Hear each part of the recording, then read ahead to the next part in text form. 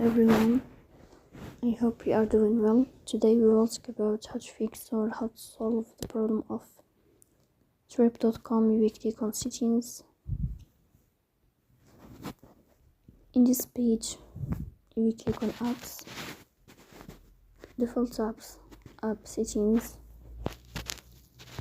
Here you will search about the application of Trip.com and you will click. In this page, you will click on first stop and you will click OK, and then you will enter to storage. Here you will click on clear cache. In the end, you will turn off your phone and you will restart your phone again to fix that problem. So please don't forget to support us by like and subscribe. See you next time and thank you for your watching.